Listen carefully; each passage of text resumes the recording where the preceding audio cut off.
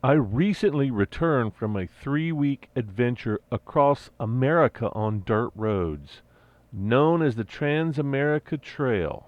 And this is my story.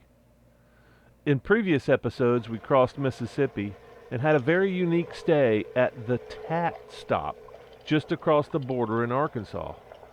And we returned the next morning hoping to meet the man responsible for this interesting stop along the trail. You can watch these videos linked above or at the end of this video. After stopping once again at the TAT stop, we kept moving through Arkansas. And of course, as many TAT riders have learned before us, the roads are not always open. Feels kind of spongy down below. And oftentimes they are not even roads at this point, more like tracks or trails or remnants of past roads. Many times the bridges are out. Other times the roads are simply impassable without great effort or danger. Damn, there's 2 trees down. Alright, can you reroute us?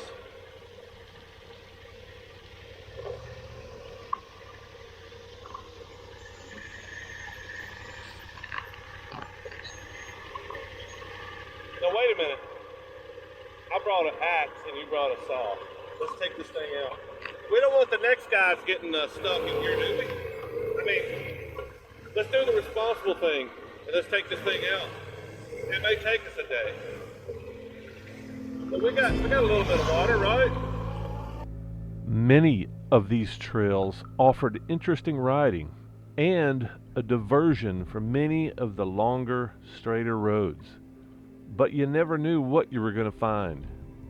Dead ends, trees, broken bridges, sand pits. Most of these diversions were interesting, and only a few led us into real danger. So we're back on the path? Is that what you're trying to say? What most people will never realize until they ride some sections of the Trans-America Trail is that there is no way to see the landscapes, the sights that you will see along the trail, unless you ride the trail. You won't see this from the road, from the pavement. You've got to get on the dirt. And that's just part of the many things that are wonderful about the Trans-America Trail.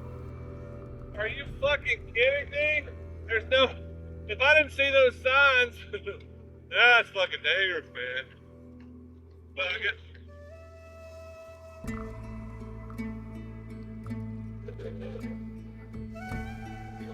Where's the river? I guess that's the river. Don't look like much of the river. It's a big fucking levee. Maybe it really floods in here. What's your opinion?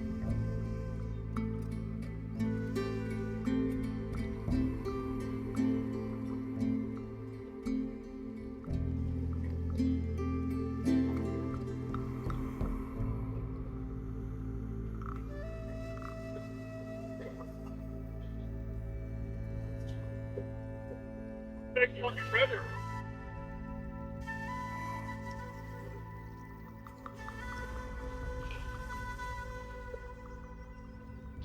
So here we are. This was the TAT. That was where we couldn't go, so we had to go back to that one. So it was just one back. Right. But this is a rest area on the interstate, and this goes all the way. Oh, fuck yeah. Like, We're on the back side. If we can just get through the fence, if there's a fence. but then we still got to go back that way to get over the interstate. Well, at least we know what's over here. Right. Let me text him real quick. Hey, dude, we're south of I-40. Yep. Heading towards Beebe. For that, your phone needs a mobile or Wi-Fi connection first. Beebe, Arkansas. I'm not sure. I have no internet, but the text and voice I think is working. I just can't retrieve my voicemails.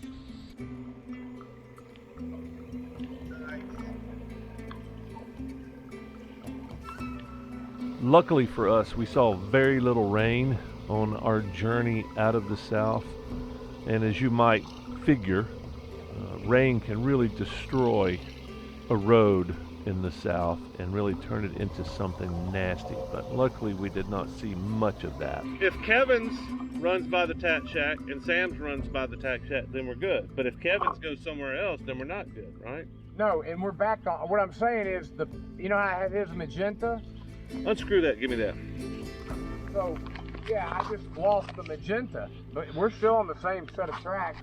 As you might have noticed by now, we had quite a good bit of navigational errors. And as I came to learn, following tracks on a map on a tiny little screen is not as easy as it might seem, especially after you're riding all day.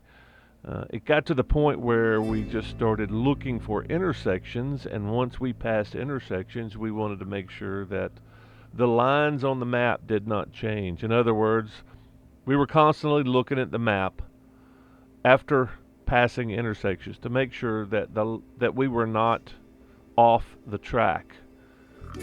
It became much easier the more we did it, but it was very frustrating the first couple of 3 days until we got into the groove. And then we finally got into the groove, but we still missed quite a few turns, both of us.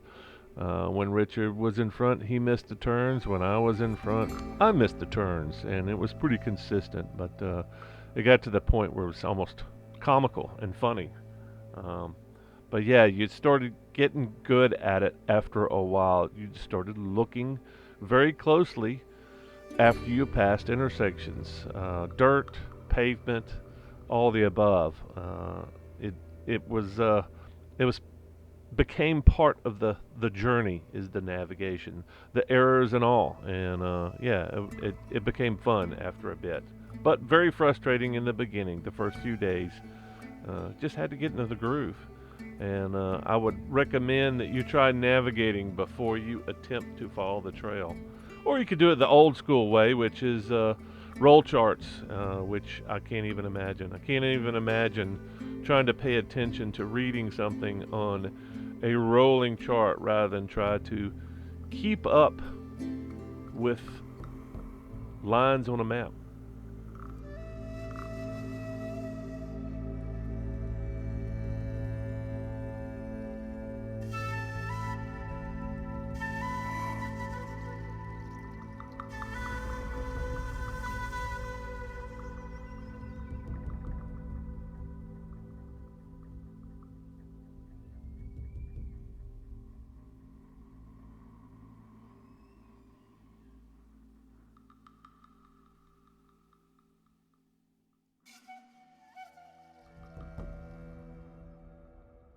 This was an amazing day of riding. The temps were lower. The overcast clouds made the riding exceptional, and the roads were twisty, whether they were paved or whether they were dirt. So it was just a great, enjoyable day. And I think I even got a few lightning strikes in the video coming up. So pay attention for those.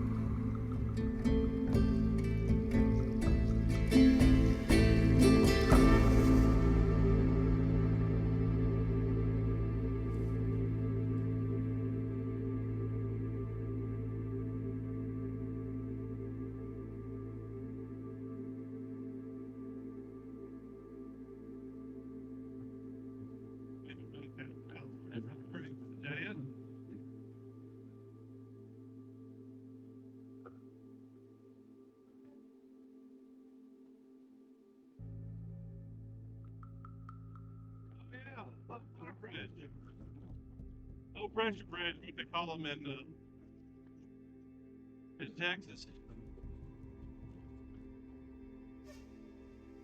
I don't know where we're going.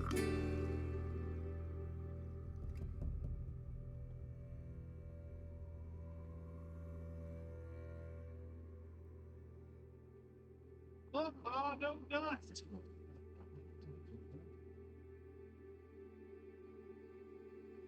The skirts of the TAT. Let's go take it down a notch. 2, 3. Oh, it's not bad. Say that. Let's say that, and then it's got nasty. It's dried up now, but damn. Like somebody slipping a slide here. How's my track back there? Oh, hey, a little bit juicy there. Hey, a little bit juicy there. A little bit. Oh, hey. Hey, hey. Hey. Whoa, hey, hey. Oh, fuck. Fuck. Did I told you no mud, right? I told you there's no mud.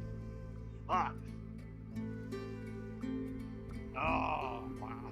I'm glad I saw the fucking mud, but I got in it and I was like, it's not really mud. It's not really dried. It's dried. Oh, that's not good.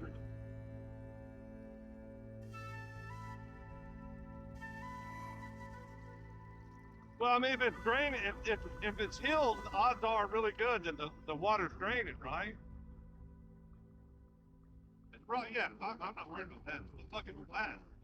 That's what I'm worried about. The fucking silt that settles on the bottom. Fuck that shit.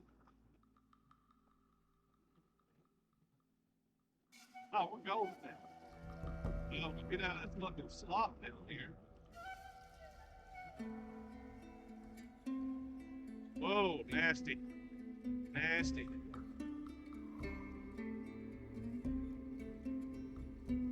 Which side you want? I'll give you some room. You come up here and watch you flop around.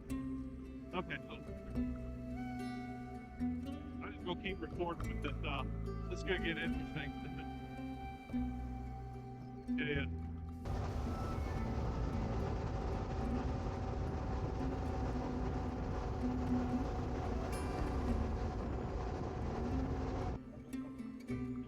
Dude, I don't know.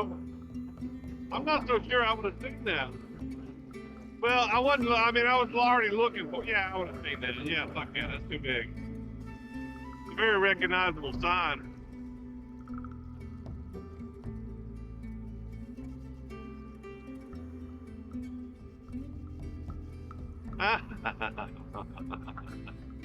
Hell yeah.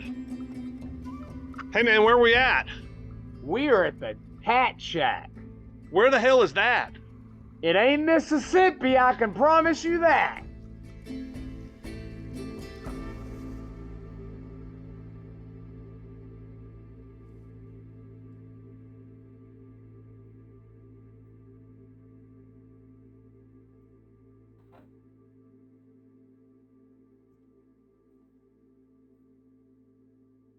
PBR, baby, waters, yeah. Coffee, food, kinda. Waters. Oh, that's cool. That is cool. All right, wonder if we can get the air going.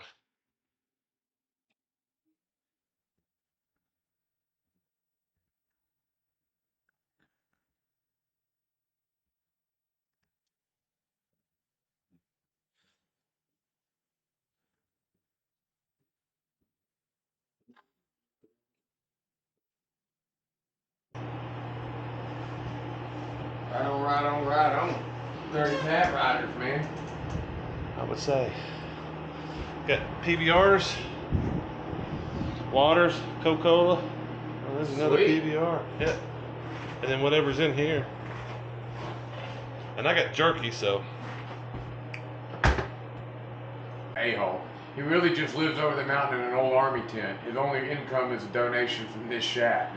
What? Pete don't even own a motorcycle. See, I see. Wait, he rides an old one-eyed, skinny, worn-out old mule, and he beats it with a switch whenever it goes too slow. Heck, Pete don't even like motorcycle riders.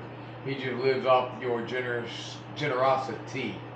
All I've seen Pete hang out with is quad tartars and other degenerates. I can't only read. I'm gonna come down here and okay, now we got the big fucking stone. Oh yeah, all right. Yeah, this is starting to get kind of nasty. No kidding. Fucking great. I wouldn't have done that, but you do not want to fall down here. Just recovering your bike, if your bike does not fall on top of your head, just recovering your bike is going to be painful for you. Financially, it's probably going to crush your bike, so don't do it. Clutching down. If the front starts washing, just let the clutch out.